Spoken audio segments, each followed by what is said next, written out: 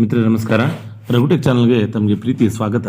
ಇವತ್ತು ನಾವು ತಿಳಿಯೋಣ ಹೇಗೆ ಟ್ರಾನ್ಸ್ಫರ್ ಔಟ್ ಮಾಡೋದು, ಔಟ್ ಮಾಡಿದ ಮೇಲೆ ಹೇಗೆ ಇನ್ನೊಂದು ಆಫೀಸಲ್ಲಿ ಅದನ್ನು ಇನ್ ಮಾಡ್ಕೊಳ್ಳೋದು ಹೇಗೆ ಅನ್ನೋವಂಥದ್ದನ್ನು ಕುರಿತು ಸಂಕ್ಷಿಪ್ತವಾಗಿ ನೋಡೋಣ. ಸೊ ಈ ಹಿಂದೆ ನಾನು ಇದೇ ಥರದ ವಿಡಿಯೋ ಮಾಡಿದ್ದೆ, ಬಟ್ ಅದು ತುಂಬ ಫಾಸ್ಟ್ ಆಯಿತು ಅನ್ನೋ ಕಾರಣಕ್ಕೆ ಮತ್ತೊಮ್ಮೆ ಅದನ್ನು ಮಾಡ್ತಾಯಿದ್ದೀನಿ. ಸೊ ಈಗ ನಾವು ಹೋಮ್ ಪೇಜಲ್ಲಿದ್ದೀವಿ. ಹೋಮ್ ಪೇಜಲ್ಲಿ ಬಂದುಬಿಟ್ಟು ಟ್ರಾನ್ಸ್ಫರ್ ಅನ್ನುವಂತಹ ಮಾಡ್ಯೂಲನ್ನು ಕ್ಲಿಕ್ ಮಾಡಿದಾಗ ನಮಗೆ ಇಲ್ಲಿ ಸೆಲೆಕ್ಟ್ ಮಾಡ್ಕೊಳ್ಳಿ ಇನಿಷಿಯೇಟರ್ ರೋಲನ್ನು. ಇನಿಷಿಯೇಟರ್ ರೋಲ್ ಸೆಲೆಕ್ಟ್ ಮಾಡಿಕೊಂಡು ಪ್ರೊಸೀಡ್ ಕೊಡಿ. ಓಕೆ, ಪ್ರೊಸೀಡ್ ಕೊಟ್ಟ ತಕ್ಷಣ ನಮಗೆ ಈ ರೀತಿ ಪೇಜ್ ಓಪನ್ ಆಗುತ್ತೆ. ಇಲ್ಲಿ ಮೆನು ಐಕಾನ್ ಮೇಲೆ ಕ್ಲಿಕ್ ಮಾಡಿದರೆ ನಮಗೆ ಟ್ರಾನ್ಸ್ಫರ್ಗೆ ಸಂಬಂಧಪಟ್ಟಿರ್ತಕ್ಕಂತಹ ಬಹಳಷ್ಟು ಮಾಹಿತಿಗಳು ಕಾಣಿಸ್ಕೊಳ್ತವೆ. Just wait. ಟ್ರಾನ್ಸ್ಫರ್ ಅನ್ನೋವಂಥದ್ದನ್ನು ಕ್ಲಿಕ್ ಮಾಡಿದರೆ ಇಲ್ಲಿ ಟ್ರಾನ್ಸ್ಫರ್ ಇನಿಷಿಯೇಟರ್, ಆಮೇಲೆ ಟ್ರಾನ್ಸ್ಫರ್ ಔಟ್ ಅಂತ ಇದೆ. ನೀವು ನೇರವಾಗಿ ಟ್ರಾನ್ಸ್ಫರ್ ಔಟಿಗೆ ಹೋದರೆ ನಿಮ್ಮ ಔಟ್ ಆಗಲ್ಲ. ಸೊ ಅದಕ್ಕೆ ನಾನು ಮೊದಲನೇ ಕಾಲಮ್ ಆಗಿರ್ತಕ್ಕಂಥ ಟ್ರಾನ್ಸ್ಫರ್ ಇನಿಷಿಯೇಟ್ ಮಾಡ್ಕೊಳ್ತಾ ಇದ್ದೀನಿ. ಸೊ ಇಲ್ಲಿ ಇನಿಷಿಯೇಟನ್ನು ಮಾಡ್ಕೋಬೇಕು ಅಂತ ಹೇಳಿದ್ರೆ ಇಲ್ಲಿ ಫಸ್ಟು ರಿಕ್ವೆಸ್ಟ್ ಅಂತ ಇದೆ ನೋಡಿರಿ ಇಲ್ಲಿ. ಸೊ ರಿಕ್ವೆಸ್ಟನ್ನು ನಾವು ತಗೋಬೇಕಾಗುತ್ತೆ. Just weight. ಸೊ ಅದಕ್ಕೂ ಮುಂಚಿತವಾಗಿ ನೀವು ಇಲ್ಲಿ 4 ಕಾಲಮ್ ಇದ್ದಾವಲ್ಲ, ಅಲ್ಲಿ ಸರ್ಚ್ ಎಂಪ್ಲಾಯ್ ಅಂತ ಇದೆ ನೋಡಿ. ಆ ಎಂಪ್ಲಾಯ್ನಲ್ಲಿ ಇಲ್ಲಿ ಸರ್ಚ್ ಮಾಡೋದಕ್ಕೆ KJD ನಂಬರ್ ಹಾಕಿ ಸರ್ಚ್ ಮಾಡೋದಕ್ಕೆ ಹೇಳ್ತಾ ಇದೆ. ನೀವೀಗ ಇಲ್ಲಿ KJD ನಂಬರನ್ನು ಎಂಟ್ರಿ ಮಾಡಬೇಕಾಗತ್ತೆ. ಓಕೆ, ನಾನೀಗ KJD ನಂಬರನ್ನು ಎಂಟ್ರಿ ಮಾಡಿಬಿಟ್ಟು ಇಲ್ಲಿ ಡ್ರಾಫ್ಟ್ ಡೌನಿಗೆ ಬರ್ತೀನಿ. ಸೊ ಅಲ್ಲಿ ಸರ್ಚ್ ಕೊಟ್ಟ ತಕ್ಷಣ ನಮಗೆ ಅಲ್ಲಿ ಡ್ರಾಫ್ಟ್ ಡೌನಿಗೆ ಬರುತ್ತೆ. ಅಲ್ಲಿ ನಮಗೆ ಚೆಕ್ ಬಾಕ್ಸ್ ಕ್ಲಿಕ್ ಮಾಡಿದರೆ are you sure want to submit ಅಂತ ಕೇಳುತ್ತೆ. ಎಸ್ ಕೊಡಿ, ನೆಕ್ಸ್ಟ್ ಕೊಡಿ. ಸೊ ಇಲ್ಲಿ ಕೆಳಗಡೆ ಬಂದಿರುತ್ತೆ, ಅಲ್ಲಿ ನೀವು ಮಾಡೋವಂಥದ್ದೆಲ್ಲ ಇಲ್ಲಿ ಕೆಳಗಡೆ ಬಂದಿರುತ್ತೆ. ಅಲ್ಲಿ ನೆಕ್ಸ್ಟ್ ಕೊಟ್ಟ ತಕ್ಷಣ ನಮಗೆ file and reference document details ಅನ್ನೋವಂಥದ್ದು ಕಾಣಿಸ್ಕೊಳ್ಳುತ್ತೆ. ಸೊ ಇಲ್ಲಿ ಫೈಲ್ ಕ್ರಿಯೇಟ್ ಮಾಡೋದಕ್ಕೆ ಹೇಳ್ತಾ ಇದೆ. ಆಲ್ರೆಡಿ ನೀವು ಟ್ರಾನ್ಸ್ಫರ್ ಫೈಲ್ಗಳನ್ನು ಮುಂಚೆ ಮಾಡಿದರೆ ಅದು ಎಕ್ಸಿಸ್ಟಿಂಗ್ ಫೈಲಲ್ಲಿರುತ್ತೆ, ಅದನ್ನು ನೋಡ್ಕೊಳ್ಳಿ ನೀವು. ಇಲ್ಲಿ ಫೈಲ್ ನಂಬರನ್ನು ನಾವು ಟೈಪ್ ಮಾಡೋಣ. ಹೊಸದಾಗಿ ಟ್ರಾನ್ಸ್ಫರಿಗೆ ಅಂತ ಫೈಲ್ ಇದ್ದರೆ ಫೈಲ್ ನಂಬರನ್ನು ತಗೊಳ್ಳೋಣ. ಸೊ ನೀವು ಎಷ್ಟು ಫೈಲ್ಗಳನ್ನು ಮಾಡಿರ್ತೀರೋ ಅವೆಲ್ಲವೂ ಕೂಡ ಎಕ್ಸಿಸ್ಟಿಂಗ್ ಫೈಲಲ್ಲಿ ಇರುತ್ತೆ.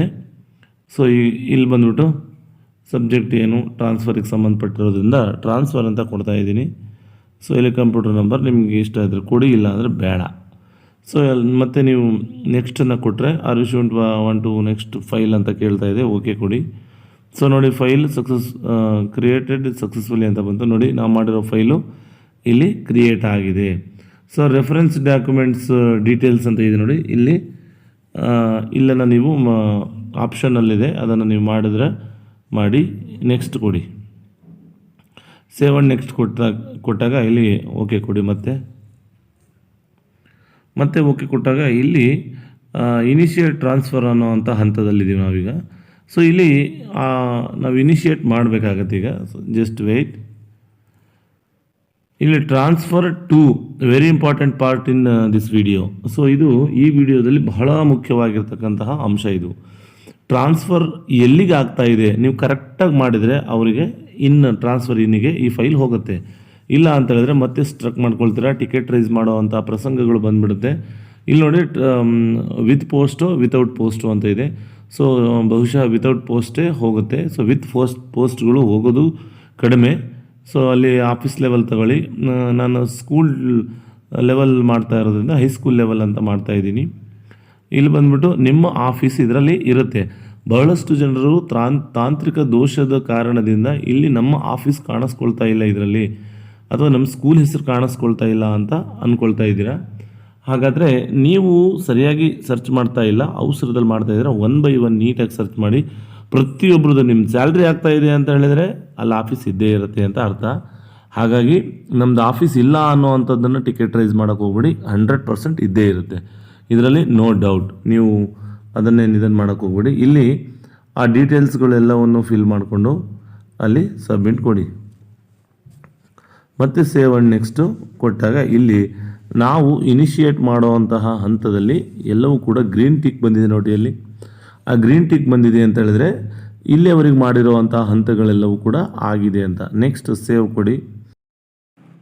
ಸೇವ್ ಕೊಟ್ಟಾದಮೇಲೆ ನೋಡೋಣ ತಡ್ರಿ, ಬಫರಿಂಗ್ ಆಗ್ತಾಯಿದೆ.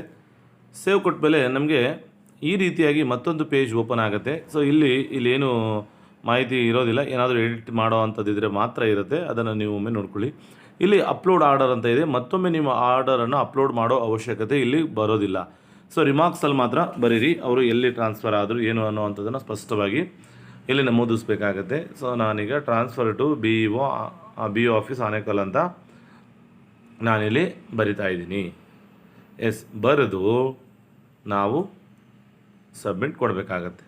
ಎಸ್ ನಾನು ಇದನ್ನು ಹೊಸದಾಗಿ ಮಾಡ್ತಾ ಇದ್ದೀರಾ ಅನ್ನೋ ಕಾರಣಕ್ಕೆ ತುಂಬ ಸರಳವಾಗಿ ಸಿಂಪಲ್ಲಾಗಿ ಅರ್ಥವಾಗೋ ರೀತಿಯಲ್ಲಿ ಹೇಳ್ತಾ ಇದ್ದೀನಿ. ಸಬ್ಮಿಟ್ ಕೊಡಿ. ಸೊ ಇದನ್ನು ಇಟ್ಕೊಂಡು ನೀವು ಮಾಡಿದ್ರೆ ನೀವು ಯಾವುದೇ ಕಾರಣಕ್ಕೂ ನೀವು ಗೊಂದಲಕ್ಕೆ ಆಸ್ಪದವಿಲ್ಲದಂತೆ ನೀವು ಮಾಡ್ಬೋದಾಗತ್ತೆ. ಸೊ ಹಾಗಾಗಿ ದಯಮಾಡಿ ನೀವು ಯಾವುದೇ ರೀತಿ ಗೊಂದಲಕ್ಕೆ ಒಳಗಾಗದೆ ತುಂಬ ಸರಳವಾಗಿ ಮಾಡ್ತಾ ಹೋಗಿ. ಸೊ ಈಗ ಇಲ್ಲಿ ಮಾಡಿರೋವಂಥದ್ದು ಈಗ ಸೆಂಟ್ ಐಟಮಲ್ಲಿ ಇದೆ ನೋಡಿ, ವೇಟಿಂಗ್ ಫಾರ್ ಅಪ್ರೂವರ್ ಅಂತ. ಸೊ ಅದು ಎಲ್ಲಿದೆ ಚೆಕ್ ಮಾಡೋಣ ಒಮ್ಮೆ. ಐ ಐಕಾನ್ ಮೇಲೆ ಕ್ಲಿಕ್ ಮಾಡಿದರೆ ನಮಗೆ ಈಗ ವೆರಿಫೈಯರ್ ಹಂತದಲ್ಲಿದೆ ಅಂತ ಹೇಳ್ತಾ ಇದ್ದೀನಿ. ನಾನೀಗ ವೆರಿಫೈಯರ್ ಲಾಗಿನ್ ಆಗ್ತಾ ಇದ್ದೀನಿ. ವೆರಿಫೈಯರ್ ಲಾಗಿನಲ್ಲಿ ಇಂಬಾಕ್ಸಲ್ಲೇ ಬಂದಿರೋ ಅಂಥದ್ದನ್ನು ನಾನು ಪೆನ್ಸಿಲ್ ಐಕಾನ್ ಮೇಲೆ ಕ್ಲಿಕ್ ಮಾಡಿಕೊಂಡು, ಇನ್ನು ಯೂಶ್ವಲಿ ನಿಮ್ಗೆ ಗೊತ್ತು ವೆರಿಫೈಯರ್ ಹಂತದಲ್ಲಿ ಮತ್ತು ಅಪ್ರೂವರ್ ಹಂತದಲ್ಲಿ ನಮಗಿಲ್ಲಿ ಅಕ್ಸೆಪ್ಟ್ ಕೊಟ್ಟು ರಿಮಾರ್ಕ್ಸಲ್ಲಿ ಬರಿಬೇಕು ಅಷ್ಟೇ. ಸೊ ಎರಡೂ ಹಂತದಲ್ಲಿ ನೀವು ಇದೇ ರೀತಿಯಾಗಿ ಕೆಲಸವನ್ನು ಮಾಡ್ಕೊಳ್ಳಿ. ಅಕ್ಸೆಪ್ಟ್ ಕೊಟ್ಟು ಇಲ್ಲಿ ಟ್ರಾನ್ಸ್ಫರ್ ಅಂತ ಬರೀರಿ, ಮತ್ತು ಸಬ್ಮಿಟ್ ಕೊಡಿ. ಇದು ಮತ್ತೆ ನಿಮಗೆ ಎಲ್ಲಿ ಹೋಗುತ್ತೆ, ಆ್ಯಸ್ ಯೂಶ್ವಲಿ ಮತ್ತೆ ಇದು ಅಪ್ರೂವರ್ ಹಂತಕ್ಕೆ ಹೋಗುತ್ತೆ. ನಾನು ಮತ್ತೆ ಅಪ್ರೂವರ್ ಲಾಗಿನ್ ಆಗ್ತಾ ಇದ್ದೀನಿ. ಎಸ್ ಅಪ್ರೂವರ್ ಟ್ರಾನ್ಸ್ಫರ್ ಅಪ್ರೂವರ್ ಅಂತ ತೊಗೊಂಡಿದ್ದೀನಿ. ಇಲ್ಲಿ ಬಂದಿದೆ ನೋಡಿ, ಇಲ್ಲೂ ಕೂಡ ಅದೇ ರೀತಿಯಾಗಿ ನೀವು ಮಾಡ್ತಾ ಹೋಗಿ. ಅಕ್ಸೆಪ್ಟ್ ಆ್ಯಂಡ್ ಟ್ರಾನ್ಸ್ಫರ್ ಅಂತ ಬರೆದು ಇಲ್ಲಿ ಕೆಳಗಡೆ ಕಾಣ್ತಾ ಇರ್ತಕ್ಕಂಥ ಸಬ್ಮಿಟ್ ಬಟನ್ ಮೇಲೆ ಕ್ಲಿಕ್ ಮಾಡಿ. ಸೊ ಇಲ್ಲಿಗೆ ನಾವು ಒಂದು ಹಂತದಲ್ಲಿ ಈ ಟ್ರಾನ್ಸ್ಫರಿಗೆ ಸಂಬಂಧಪಟ್ಟಂತೆ ಇನಿಷಿಯೇಟ್ ಮಾಡಿದ್ದೀವಿ ಅಷ್ಟೇ. ಈಗ ಮತ್ತೆ ನೀವು ಇನಿಷಿಯೇಟ್ ರೋಲ್ ತಗೊಳ್ಳಿ. ಇನಿಷಿಯಲ್ ರೋಲ್ ತಗೊಂಡು ಟ್ರಾನ್ಸ್ಫರ್ ತಗೊಳ್ಳಿ. ಟ್ರಾನ್ಸ್ಫರಲ್ಲಿ ಮತ್ತೆ ನೀವು ಇನಿಷಿಯೇಟರ್ ರೋಲನ್ನು ತಗೊಂಡಾದಮೇಲೆ ಇಲ್ಲಿ ನೆಕ್ಸ್ಟ್ ಏನು ಇನಿಷಿಯೇಟ್ ಮಾಡಿದ್ವಿ ಇದುವರೆಗೂ. ಈಗ ನಾವು ಅವರ ಟ್ರಾನ್ಸ್ಫರ್ ಆರ್ಡರ್ ಜನ್ರೇಷನ್ ಮಾಡಬೇಕಾಗತ್ತೆ. ಇದು ಆ್ಯಕ್ಚುಲಿ ಮುಂಚೆ ಟ್ರಾನ್ಸ್ಫರ್ ಆರ್ಡರ್ ಜನ್ರೇಷನ್ನಿಗೆ ಹೋಗ್ತಾ ಇರಲಿಲ್ಲ, ನಾವು ನೇರವಾಗಿ ಔಟ್ ಮಾಡ್ತಾ ಇದ್ವಿ. ಸೊ ಇದು ಈಗ ಇತ್ತೀಚೆಗೆ ಮಾಡಿರುವಂಥ ಹೊಸ ಆಪ್ಷನ್ ಆಗಿರುತ್ತೆ. ಸೊ ಅಲ್ಲೇ ನಾವು ಮಾಡಬೇಕಾಗತ್ತೆ. ಸೊ ಅಲ್ಲಿ ಬಂದಿರತಕ್ಕಂಥ ಫೈಲನ್ನು ನಾವು ಓಪನ್ ಮಾಡಿಕೊಂಡು ಇಲ್ಲಿ ಚೆಕ್ ಬಾಕ್ಸ್ ಕ್ಲಿಕ್ ಮಾಡಿಕೊಂಡು ಓಕೆ ಕೊಡಿ. ಓಕೆ ಕೊಟ್ಟಾದಮೇಲೆ ಮತ್ತೆ ಇಲ್ಲಿ ಕೆಳಗಡೆ ಮಾಹಿತಿ ಕಾಣಿಸ್ಕೊಳ್ಳುತ್ತೆ, ಮತ್ತು ನೀವು ನೆಕ್ಸ್ಟ್ ಅಂತ ಕೊಡಿ. ನೆಕ್ಸ್ಟ್ ಕೊಟ್ಟಾಗ ಇಲ್ಲಿ ಫೈಲ್ ಕ್ರಿಯೇಷನ್ ಅಂತ ಬಂದಿದೆ. ಫೈಲ್ ಕ್ರಿಯೇಟ್ ಮಾಡ್ಕೊಳ್ಳೋದು ನಿಮ್ಗೆ ಆಲ್ರೆಡಿ ಆಗಲೇ ಮಾಡಿದ್ರಲ್ವಾ, ಸೊ ಅದೇ ರೀತಿಯಾಗಿ ಮಾಡ್ಕೊಳ್ಳಿ. ಇಲ್ಲಿ ಚೂಸ್ ಒಂದು ಸಲ ಫೈಲ್ ಕ್ರಿಯೇಟ್ ಮಾಡ್ಕೊಂಡ್ಮೇಲೆ ಚೂಸ್ ಅಂತ ಕೊಟ್ಟರೆ ಅದೇ ಫೈಲ್ ತೊಗೊಂಡ್ಬಿಡುತ್ತೆ. ಸೊ ಇಲ್ಲಿ ಯಾವುದೇ ರೀತಿ ಈ ಕಾಣಿಸ್ಕೊಳ್ಳೋವಂಥ ಎಲ್ಲ ಮಾಹಿತಿಯನ್ನು ನೀವು ಹಾಕಬೇಕಾಗತ್ತೆ. ಇದನ್ನು ಸರಿಯಾಗಿ ನೋಡ್ಕೊಳ್ಳಿ. ಟೈಪ್ ಬಂದುಬಿಟ್ಟು ನೀವು ಸರ್ಕ್ಯುಲರ್ ಅಂತ ಕೊಡಿ. ಸರ್ಕ್ಯುಲರ್ ಅಥವಾ ಆರ್ಡರ್ ಏನು ಬಂದಿರುತ್ತೋ ಅದಕ್ಕೆ ಸಂಬಂಧಪಟ್ಟಿದ್ದು ಏನಿರುತ್ತೋ ಅದನ್ನು ಕೊಡಿ. ಇಲ್ಲಿ ನಂಬರ್ ಬಂದುಬಿಟ್ಟು 1 ಅಂತ ಕೊಡ್ತೀನಿ, ನೀವು 1 2 3 ಎಷ್ಟಾದರೂ ಕೊಡಿ. ಇಲ್ಲಿ ಡೇಟ್ ಬಂದುಬಿಟ್ಟು ಅವರು ರಿಲೀವ್ ಡೇಟ್ ಅಂತ ಕೊಡಿ. ಇಲ್ಲಿ ಸಬ್ಜೆಕ್ಟು ಟ್ರಾನ್ಸ್ಫರ್ ಅಂತ ನೀವೇ ಟೈಪ್ ಮಾಡಬೇಕಾಗತ್ತೆ. ರೆಫರೆನ್ಸ್ ಬಂದುಬಿಟ್ಟು ಇಲ್ಲಿ ಆರ್ಡರ್ ಅಂತ ಹಾಕಿ, ಅಂದರೆ ಅವ್ರನ್ನ ಟ್ರಾನ್ಸ್ಫರ್ ಮಾಡ್ತಾ ಇರೋದು ನಮ್ಮ ಮೇಲಧಿಕಾರಿಗಳು ಹೊರಡಿಸಿರುವಂಥ ಆರ್ಡರ್, ಅಂದರೆ ಆದೇಶದ ಮೂಲಕ ನಾವು ಮಾಡ್ತಾಯಿದ್ದೀವಿ. ಎಸ್ ವೆಯ್ಟ್ ಆರ್ಡರ್ ಅಂತ ಬರೆಯೋಣ. ಇಲ್ಲಿ ಬಂದುಬಿಟ್ಟು ಪರ್ಪಸ್ ಬಂದುಬಿಟ್ಟು ಇಲ್ಲಿ ಟ್ರಾನ್ಸ್ಫರ್ ಲಾಸ್ಟ್ ಆಪ್ಷನ್ನಿಗೆ ಬರುತ್ತೆ ಟ್ರಾನ್ಸ್ಫರು. ಇಲ್ಲಿ ಎಫೆಕ್ಟಿವ್ ಡೇಟ್ ಅಂತ ಬರುತ್ತೆ, ಅಂದರೆ ಆ ಆದೇಶ ಆಗಿರ್ತಕ್ಕಂಥ ದಿನಾಂಕವನ್ನು ಹಾಕಿ ಇಲ್ಲಿ ಆ್ಯಡ್ ಕೊಡೋದಕ್ಕೂ ಮುಂಚಿತವಾಗಿ ಇಲ್ಲಿ ಅಪ್ಲೋಡ್ ಸಪೋರ್ಟಿಂಗ್ ಡಾಕ್ಯುಮೆಂಟ್ಸ್ ಅಂತ ಕೇಳುತ್ತೆ. ನೀವು ಡಾಕ್ಯುಮೆಂಟ್ಸನ್ನು ಇಲ್ಲಿ ಅಪ್ಲೋಡ್ ಮಾಡ್ಕೋಬೇಕಾಗತ್ತೆ. ಸೊ ನಾನೀಗ ಡಾಕ್ಯುಮೆಂಟ್ಸನ್ನು ಅಪ್ಲೋಡ್ ಮಾಡ್ಕೊಂಡಿದ್ದೀನಿ. ಇಲ್ಲಿ ನೇರವಾಗಿ ಅಪ್ಲೋಡ್ ಮಾಡ್ಕೊಂಡ್ಮೇಲೆ ನೇರವಾಗಿ ನೀವು ಸೇವ್ ಆ್ಯಂಡ್ ನೆಕ್ಸ್ಟಿಗೆ ಮಾಡ್ಬೋದು. ಸೊ ಇಲ್ಲಿ ಸಪೋರ್ಟಿಂಗ್ ಡಾಕ್ಯುಮೆಂಟ್ಸ್ ವೆಯ್ಟ್ ಇಲ್ಲಿ ರೆಫರೆನ್ಸ್ ಡಾಕ್ಯುಮೆಂಟ್ಸ್ ಆಲ್ರೆಡಿ ಎಕ್ಸಿಸ್ಟ್ ಅಂತ ಬರ್ತಾಯಿದೆ, ಅಂದರೆ ನಾವು ಆಲ್ರೆಡಿ ಆ ಸಪೋರ್ಟಿಂಗ್ ಡಾಕ್ಯುಮೆಂಟ್ಸನ್ನು ಎಂಟ್ರಿ ಮಾಡಿದ್ದೀವಿ, ಇಲ್ಲಿದೆ ಅದು. ಹಾಗಾಗಿ ಮತ್ತೊಮ್ಮೆ ಮಾಡೋ ಅವಶ್ಯಕತೆ ಇಲ್ಲ ಅಂತ ಅದರ ಅರ್ಥ. ಹಾಗಾಗಿ ಸೇವ್ ಆ್ಯಂಡ್ ನೆಕ್ಸ್ಟ್ ಕೊಟ್ಟು ಓಕೆ ಕೊಡಿ. ಓಕೆ ಕೊಟ್ಟಾಗ ಸ್ವಲ್ಪ ಬಫರಿಂಗ್ ಆಗ್ತಾಯಿದೆ, ವೆಯ್ಟ್ ಮಾಡೋಣ. ಎಸ್ ಆಯಿತು. ಸೊ ಇಲ್ಲಿ ನೆಕ್ಸ್ಟ್ ಮತ್ತೆ ಆರ್ಡರ್ ಜನರೇಟ್ ಡ್ರಾಫ್ಟ್ ಆರ್ಡರ್ ಅಂತ ಇರುತ್ತೆ, ಅಲ್ಲಿ ಕ್ಲಿಕ್ ಮಾಡಿ ಓಕೆ ಕೊಡಿ. ಸೊ ಇಲ್ಲಿ ಆರ್ಡರನ್ನು ನೀವು ಜನರೇಟ್ ಮಾಡಬೇಕಾಗಿದೆ. ಇದು ಡ್ರಾಫ್ಟ್ ಆರ್ಡರ್ ಆಗಿರುತ್ತೆ, ನೆನ್ಪಿಟ್ಕೊಳ್ಳಿ, ಇದು ಡ್ರಾಫ್ಟ್ ಆರ್ಡರ್. ನೆಕ್ಸ್ಟ್ ಇನ್ನೊಂದಕ್ಕೆ ಆರ್ಡ್ರ್ ಬರುತ್ತೆ, ಅದು ಎರಡನ್ನೂ ಕೂಡ ನೀವು ಗಮನದಲ್ಲಿಟ್ಕೋಬೇಕು. ಎರಡೂ ಒಂದೇ ಆರ್ಡರ್ ಆಗಿರೋದಿಲ್ಲ, ಇದು ನಿಮ್ಮ ಗಮನದಲ್ಲಿರಲಿ. ಸೊ ಬನ್ನಿ, ಟ್ರಾನ್ಸ್ಫರ್ ಆರ್ಡರ್ ಡೀಟೇಲ್ಸ್ ಅಂತ ಇದೆ, order number. So order number ಕೊಡಿ. ನೀವು ಆರ್ಡರ್ ನಂಬರ್ ಏನಂತ ಕೊಡ್ತೀರಾ, ನೋಡಿ. ಸೊ ಆರ್ಡರ್ ನಂಬರ್ 1 ಅಂತ ಕೊಡ್ತಾ ಇದ್ದೀನಿ. ಸಬ್ಜೆಕ್ಟ್ ಬಂದುಬಿಟ್ಟು ಯೂಶ್ವಲಿ ನಾವು ಟ್ರಾನ್ಸ್ಫರ್ ಮಾಡ್ತಾ ಇರೋದ್ರಿಂದ ಟ್ರಾನ್ಸ್ಫರ್ ಅನ್ನೋ ಅಂಥದ್ದನ್ನೇ ನಾನೀಗ ಕೊಡ್ತಾ ಇದ್ದೀನಿ. ರೆಫರೆನ್ಸ್ ಬಂದುಬಿಟ್ಟು ಆರ್ಡರೇ ಆಗಿರುತ್ತೆ, ಅಂದರೆ ಆಫೀಸ್ ಆರ್ಡರ್ ಆಗಿರುತ್ತೆ. ಆರ್ಡರ್ ಬಂದುಬಿಟ್ಟು CPI ಅಂತ ಇಲ್ಲಿ ಹಾಕಿ, ಅಂದರೆ ನಾನು ಇಲ್ಲಿ CPIಗೆ ಸಂಬಂಧಪಟ್ಟಿರೋದ್ರಿಂದ CPI ಯಾರು ಆರ್ಡರ್ ಮಾಡಿರೋದು ಅನ್ನೋವಂಥದ್ದನ್ನು ಹಾಕ್ತಿದ್ದೀನಿ. DDPIನೋ CPI ನಿಮ್ಗೆ ಯಾರು ಸಂಬಂಧಪಟ್ಟಿರ್ತಾರೋ ಅದನ್ನು ಬರಿಬೇಕು. ನಾನು ಕಮಿಷನರ್ ಅನ್ನೋವಂಥದ್ದು ಬರೀತೀನಿ. ಈ ನಾವು ಮಾಡ್ತಾ ಇರೋವಂತಹ ಈ ಆರ್ಡರು ಯಾರ್ಯಾರಿಗೆ ಹೋಗಬೇಕು, ಕಾಪಿ ಯಾರ್ಯಾರಿಗೆ ಕೊಡ್ತೀರಾ ನೀವು? ಫಸ್ಟು CPI ಕೊಡಬೇಕಾಗತ್ತೆ, ಆಮೇಲೆ DDPI, ಆಮೇಲೆ BEO. ಸೊ ಆ ರೀತಿಯಲ್ಲಿ ನೀವು DD ಆಫೀಸ್ ಅಂತ ಬರಿತಾ ಇದ್ದೀನಿ. Just weight. ಸೊ ಆ 3 ಆಫೀಸ್ಗಳಿಗೂ ಕೂಡ ನಾವು ಕಳಿಸ್ಕೊಡ್ಬೇಕಾಗುತ್ತೆ, BEO ಆಫೀಸ್. ಸೊ ಇದಕ್ಕೂ ಮುಂಚಿತವಾಗಿ ನಾವು CPI ಆಫೀಸನ್ನು ಹಾಕೋಬೇಕಾಗುತ್ತೆ. ಸೊ ಅದು CPI, DDPI office, next BEO office. So ಈ ರೀತಿಯಾಗಿ ಕಾಪಿ ಅವರವರಿಗೆ ಅದು ಹೋಗುತ್ತೆ. ಲಗತ್ತುಗಳು ಅಂತ ಏನು ಕರಿತೀವಲ್ಲ ಆ ಥರ. ಇಲ್ಲಿ ಬಂದುಬಿಟ್ಟು ಸೆಲೆಕ್ಟು ಟ್ರಾನ್ಸ್ಫರ್ ಆರ್ಡರ್ ಅಂತ ತಗೊಂಡು ನೆಕ್ಸ್ಟು ಜನರೇಟ್ ಡ್ರಾಫ್ಟ್ ಆರ್ಡರ್ ತಗೊಳ್ಳಿ. ಸೊ ನಾವು ಆರ್ಡರನ್ನು ಇಲ್ಲಿ ಜನರೇಟ್ ಆಗೋದನ್ನು ನೀವು ಗಮನಿಸ್ತೀರಾ ನೋಡಿ. ಸೊ ಇದು ಡ್ರಾಫ್ಟ್ ಆರ್ಡರ್ ಆಗಿರುತ್ತೆ, ಅಂದರೆ ಆದೇಶವನ್ನು ನಾವು ಆನ್ಲೈನ್ ಆದೇಶವನ್ನು ಡ್ರಾಫ್ಟ್ ಮಾಡಿರ್ತೀವಿ. ವೆಯ್ಟ್, ಆರ್ಡರ್ ಜನರೇಟ್ ಆಗ್ತಾ ಇದೆ. ಎಸ್ ನೋಡಿ, ಆರ್ಡರ್ ಜನರೇಟ್ ಆಯಿತು. ಇದನ್ನು ನೀವು ಸಬ್ಮಿಟ್ ಕೊಡಿ. ಇದನ್ನು ಪ್ರಿಂಟ್ ತೊಗೊಂಡ್ರು ನೀವು ತಗೋಬೋದು, ಬಟ್ ಇದಕ್ಕಿಂತ ಇನ್ನೊಂದು ಆರ್ಡರ್ ಇದೆ, ಅದನ್ನು ತಗೋಬೇಕಾಗತ್ತೆ. ಎಸ್, ಇದನ್ನು ಸಬ್ಮಿಟ್ ಕೊಟ್ಟಾದಮೇಲೆ ನೆಕ್ಸ್ಟ್ ನಾವು ಮುಂದಿನ ಹಂತಕ್ಕೆ ಹೋಗ್ತೀವಿ. ಈಗ ಆರ್ಡರ್ ಜನ್ರೇಷನ್ ಆಗಿರ್ತಕ್ಕಂಥದ್ದು ಇದು ಕೂಡ 3 ರೋಲಲ್ಲಿ ಆಗಬೇಕಾಗತ್ತೆ. ನಾವೇನು ಮಾಡೋದಾದ್ರೂ 3 ರೋಲಲ್ಲಿ ಮಾಡ್ಕೋಬೇಕಾಗತ್ತೆ. ಹಾಗಾಗಿ ನಾನು ಮತ್ತೆ ಇದನ್ನು ಇನಿಷಿಯೇಟರ್ ರೋಲಲ್ಲಿ ಮಾಡ್ಕೊಂಡಿದ್ದೀನಲ್ವಾ, ಈಗ ಬಂದುಬಿಟ್ಟು ಮತ್ತೆ ಟ್ರಾನ್ಸ್ಫರ್ ಅಂತ ತಗೊಂಡು ಇಲ್ಲಿ ವೆರಿಫೈಯರ್ ತಗೊಳ್ತೀನಿ.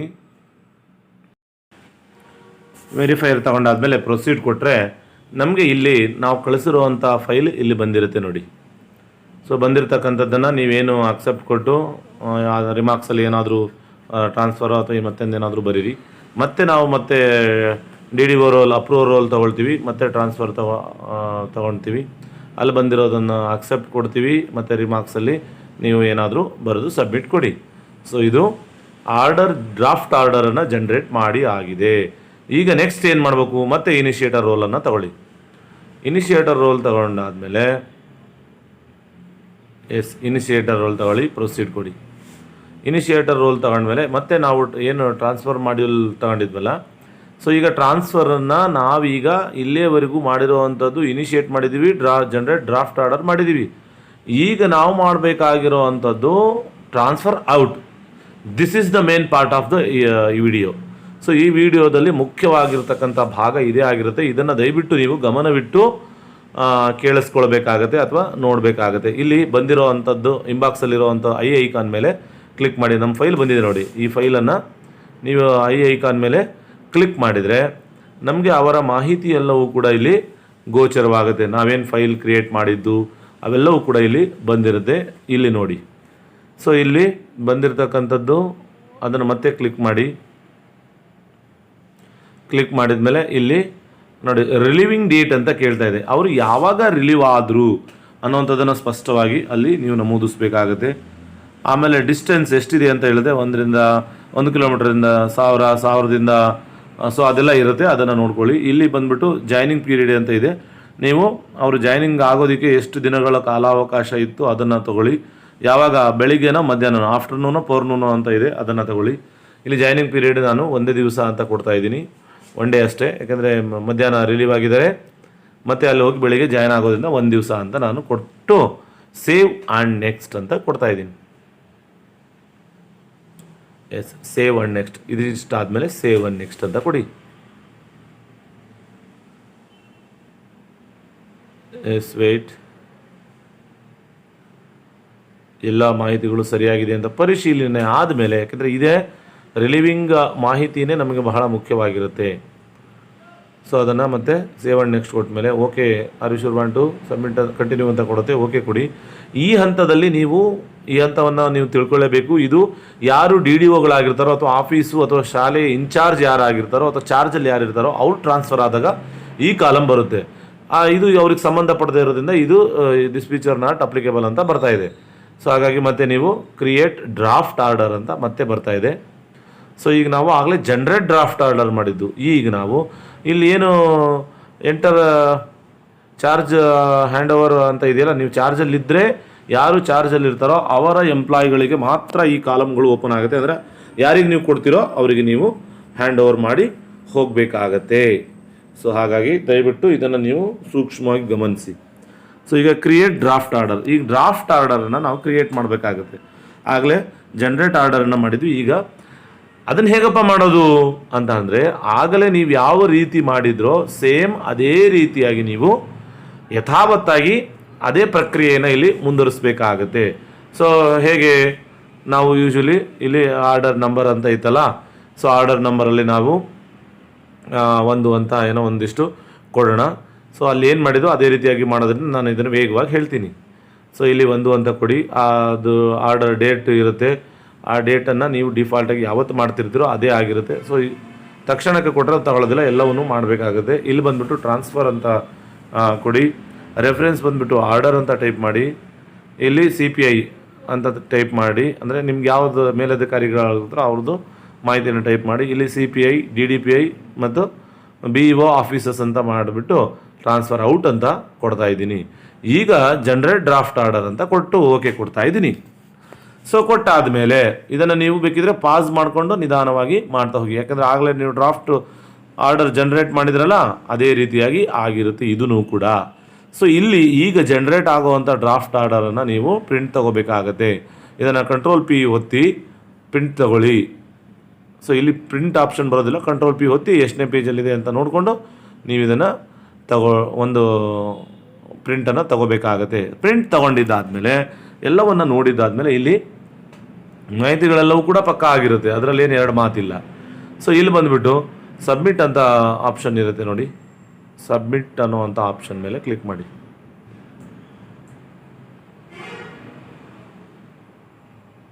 ಓಕೆ, ಒಂದು ನಿಮಿಷ, ಒಂದಿಷ್ಟು ಮಾಹಿತಿಯನ್ನು ನೋಡ್ಕೊಳ್ತಾ ಇದ್ದೀನಿ. ಯಾರು ಇದಕ್ಕೆ DDO ಅವೆಲ್ಲವೂ ಮಾಹಿತಿ ಇರುತ್ತೆ, ಎಲ್ಲಿಂದ ಎಲ್ಲಿಗೆ ಅವರು ವರ್ಗಾವಣೆಯಾಗಿ ಹೋಗಿದ್ದಾರೆ ಅಂತ ಅದನ್ನು ಓದ್ಕೊಳ್ತಾ ಇದ್ದೆ ಅಷ್ಟೇ. ಸೊ ಈಗ ಅದನ್ನು ಸಬ್ಮಿಟ್ ಕೊಟ್ಟ ಮೇಲೆ are you sure want to continue ಅಂತ ಕೊಡುತ್ತೆ. ಓಕೆ ಕೊಟ್ಟಾದಮೇಲೆ ನಮಗೆ ಒಂದು ಫ್ಯೂ ಸೆಕೆಂಡ್ ಆದಮೇಲೆ ಇದು ಸಕ್ಸಸ್ಫುಲ್ಲಾಗಿ ಸಬ್ಮಿಟ್ ಆಗುತ್ತೆ. ಸೊ ಈಗ ಸಬ್ಮಿಟ್ ಆಯಿತು, ಇದು ಡ್ರಾಫ್ಟ್ ಆರ್ಡರು ಸಬ್ಮಿಟ್ ಆಗಿದೆ. ಸೊ ಈಗ ಮತ್ತೆ ನಾವು ಟ್ರಾನ್ಸ್ಫರ್ ಔಟಲ್ಲಿ ಡ್ರಾಫ್ಟ್ ಆರ್ಡರನ್ನು ಜನ್ರೇಟ್ ಮಾಡುವಾಗ ಅದು ಏನು ಮಾಡಿದ್ವಿ ಅಂತ ಹೇಳಿದ್ರೆ ಇನಿಷಿಯೇಟರ್ ರೋಲಲ್ಲಿ ಮಾಡಿದ್ವಿ ಟ್ರಾನ್ಸ್ಫರ್ ಔಟನ್ನು. ಇದೇ ರೀತಿಯಾಗಿ ನೀವು ಎಲ್ಲ ರೋಲ್ಗಳಲ್ಲೂ ಕೂಡ ಅದೇ ರೀತಿಯಾಗಿ ನೀವು ಮಾಡಬೇಕಾಗತ್ತೆ. ಈಗ ಇನಿಷಿಯೇಟರ್ ಆದಮೇಲೆ ನೆಕ್ಸ್ಟ್ ಬರುವಂಥದ್ದು ವೆರಿಫೈಯರ್ ರೋಲ್ ಆಗಿರುತ್ತೆ. ವೆರಿಫೈಯರ್ ರೋಲಲ್ಲಿ ನೀವು ಮತ್ತೆ ಟ್ರಾನ್ಸ್ಫರ್ ತಗೊಳ್ಳಿ. ಟ್ರಾನ್ಸ್ಫರ್ ತಗೊಂಡಾದ್ಮೇಲೆ ಮತ್ತೆ ವೆರಿಫೈಯರ್ ರೋಲನ್ನು ನೀವು ಸೆಲೆಕ್ಟ್ ಮಾಡಿಕೊಂಡು ಕಂಟಿನ್ಯೂ ಪ್ರೊಸೀಡ್ ಕೊಡಿ. ಇಲ್ಲಿ ನಾವು ಕಳಿಸಿರುವಂಥ ಮಾಹಿತಿ ಬಂದಿರುತ್ತೆ, ಯಥಾವತ್ತಾಗಿ ನಾವು ಮಾಡ್ತೀವಲ್ವಾ ವೆರಿಫೈಯರ್ ಮತ್ತು ಅಪ್ರೂವರಲ್ಲಿ ಅದೇ ರೀತಿಯಾಗಿ ಅಕ್ಸೆಪ್ಟ್ ಕೊಟ್ಟು ನೀವು ರಿಮಾರ್ಕ್ಸಲ್ಲಿ ಏನಾದರೂ ಒಂದು ಬರೆದು ಕೊಡಿ. ಮತ್ತು ಅದೇ ರೀತಿಯಾಗಿ ನೀವು ಅಪ್ರೂವರ್ ರೋಲನ್ನು ಮತ್ತೆ ತಗೊಳ್ಳಿ.